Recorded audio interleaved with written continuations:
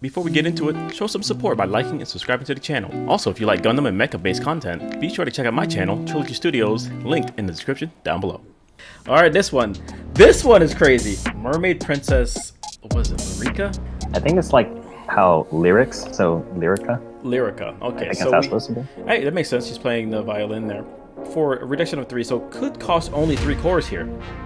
You may place a Nexus from your hand without paying its cost. Holy shit. What? Godlike. I would have fought somebody if this card was still around with nothing. Wow. That's an effect. I mean, a body with a free Nexus, it's like, that's it. And like, obviously, Blue's strategy is going to be... Pretty much. Like, do we need to read the rest? Like that is what Blue wants to do. She becomes a reduction symbol herself. Even at 1, who cares? Oh, okay, whatever, 3,000. We're not caring about the stats. We're dropping a Nexus for free. And doesn't say what type of Nexus. It can play Mothership. Just drop it. Drop whatever you want, buddy. Whatever you want. On that alone, this card is going to be used in every Blue strategy that uses Nexuses. Which is probably going to be all of them right now. Because Blue doesn't have many cards, but... Yeah, most of Crush's effects are going to revolve around exhausting Nexus. Well, the ones that have because they require you to have Nexus to use those. And then other effects they have require them to destroy Nexus to do stuff. Its second ability is during either attack step. At the start of the step, you may select up to 2 of your Nexuses and exhaust them. During this turn, as long as you control this spirit, treat the selected Nexuses as their highest level. No cores needed. No cores needed, so it just turns on all your guys. So they all generally have a 2 to 3 requirement. Yeah, just being able to just get them at their maximum level is pretty good. So you don't really ever have to worry about coring up your Nexuses as long as you know you intend to play in this mermaid. What the fuck? Effectively, she's putting 3 cores on herself to save you from having to put 4 cores on your Nexus. And that's value. So it's a net positive on absolutely cores anyway. This bitch is a 5 in my opinion for Blue. This is a card you want for Blue. Just off the win. This is give it a 5? yeah, that alone right there. It's a 5-3 reduction. What? What? Easy. Just I don't know how important Blue's gonna be. Like, I need to get these Nexuses down, and damn it, I would rather not pay for them. I rather them drop in some other fashion. That question will be answered when we get to the next extra. Whoop. This guy. I heard this guy was pretty bad. People in my community were saying this guy's not going to be played at all. Probably 1 out of 5. I'm going to let you take this one. That's funny. Yeah, let's see why. Well, I mean, obviously the reason why he's not... Essentially, he has Ascend, except it's not a spirit you're getting rid of. It's a Nexus. So it just makes him not as splashable. He has a single reduction. Sorry, it costs you 6 cores total to play your portal. My bad. With summon, destroy all spirits without the soul core. Man, they're like Aglavel with the soul core? Sure. I need to know. Like, obviously, because it kills our own spirit. Well, I get that. But it's an actual board wipe. Not one-sided board. So, everything can't be a back-headless curse strike. It's going to make sure that it can kill anything that needs to be killed. 9 times out of 10, the soul core is either kept on something that has a relevant effect, or it's been used, or it's used. Exactly. And then people don't really care. There's not that many cards people use right now to actually require the soul core.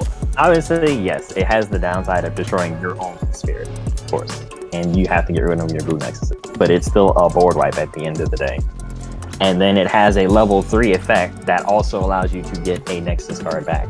And this guy gets the 13k. 6 costs with 13k? Only, I think this card's a 5.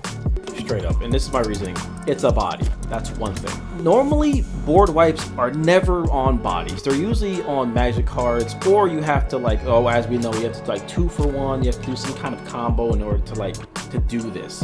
This card can just be held in your hand as a blue player if you're going for a long game strategy. And killing your blue Nexuses is probably going to be nothing for you.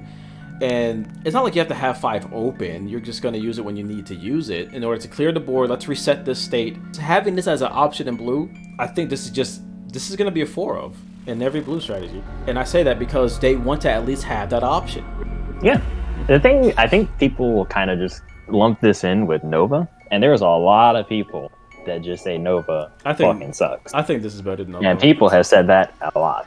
People really do not like having a stipulation associated with being able to play a card. I think that's a small one. I get that, and I've been saying that in the beginning with these Guardian cards, that you're probably going to be playing blue Nexuses anyway, right? If you're playing blue, you're playing a blue Nexus regardless. That's what I'm saying. That's gonna happen. But the difference between him and Nova is like Nova specifically. Nova is a better card, hands down. I don't think. Oh, absolutely, because Nova can it's just constantly force swiping. Once he's there, he's there. So here's resets the game. The thing about the Cthulhu Shark is the Cthulhu Shark can kill things that Nova can't kill, because Nova's ability has to target something to deal it damage. Cthulhu Shark doesn't target anything; it just kills stuff. Yep, so it doesn't give a fuck about all this armor. Yeah, well, I mean, that was the biggest thing that held Nova back, was that one of the best decks was white, and white has armor red. And this is how backlist Curse Dragons kind of work here. You're resetting the core reductions that most people are going to be having on their board here. And a lot of decks rely on like ramping up their core colors. That is pretty important. The fact that you can get that Nexus back, it ain't like the Nexus is gone, I have to play this forever. You get the card back. I see the limitations on the card. It's not a card that I will say is a 5 out of 5, because it's not a card that can be played in any situation. So that kind of takes it back a little bit. I say 5. I wouldn't give it a 5 out of 5. I say 5 for blue, because when I sit down versus a blue strategy, it's going to be in the deck. Overall, my opinion, I think he's going to be. I just say a 5 because that's one of the things about him, is that he's very not splashable in other stuff, because it needs to be a blue Nexus. So in order for you to play him to use his effect, you have to be in another color. You'd have to play him, and you have to play some other blue Nexus. You have to draw the other blue. This card is nuts.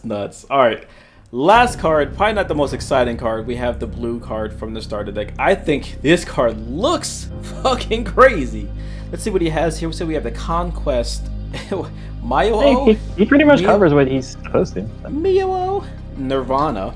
So we have 8 cost, 3 reduction. On 1, we have Crush 2, which says discard a number of cards from the top of your opponent's deck equal to the total of the spirit's level plus any specified modifier, which is +2. So if he attacks on 1, it'll be 3 cards, and so on and so forth.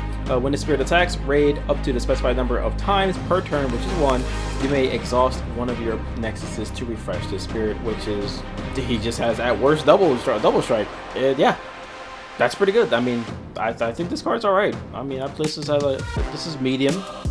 I don't know.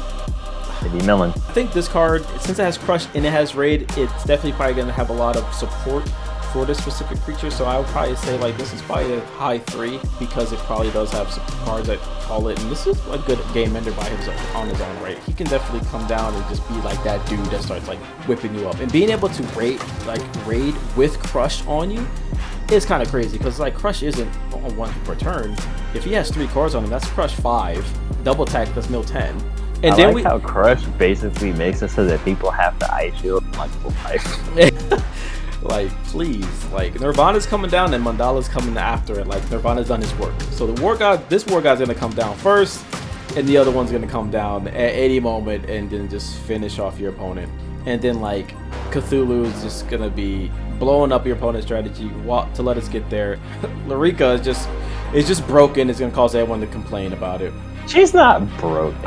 She's not broken. Luckily, she's super fucking strong. We don't have any super linear overpowered Nexuses in anymore. Anymore when she comes out. There we are with our X rares. We're gonna do analysis here. I would say pick your top 3 from the list. Interested in knowing our top picks? Then hit that subscribe button and notification bell. That way you'll be notified as soon as that video becomes available. Can't make a promise, but I do my best. 25 sitting on 25 racks. Just got started, no, we ain't done yet. But a new crib, that's a goddamn flex. Sign that check. Told them last year that I've been up next. Can't take calls, but I send that text from way downtown, but the shit's still wet. Yeah, that's a guarantee. King of the city, man, they knowing that it's me. 8 damn years, still doing it with ease.